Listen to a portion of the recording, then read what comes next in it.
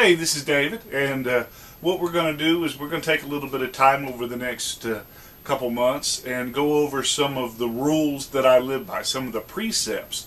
And I call them prepper precepts because, you know, prepping is part of my lifestyle. It's part of who that I am, and these rules kind of guide what I do and how I do it.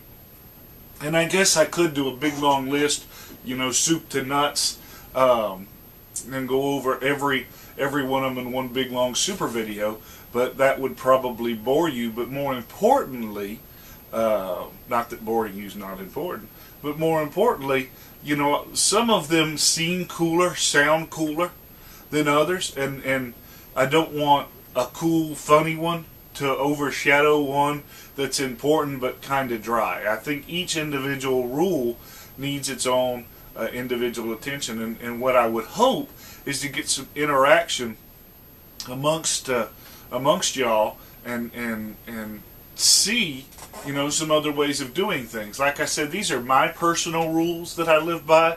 I'm not trying to force them on anyone else, but I do think that it's important that everybody has, you know, a set of guiding principles, no matter what they are, you know, unless they're, you know, kill and eat anybody that ticks you off. You know, that would not be a good rule. But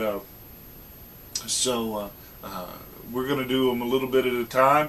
That way, you know, they all get the attention. And so they're not in any important order. You know, the second one's not more important than the third one, except for the first one. I think the first one, you know, is the most important to me, and the last one is the last one because I think it ties everything else together. But other than that, they're just in there as they came off out of my brain into the keyboard. So let's talk about the first one.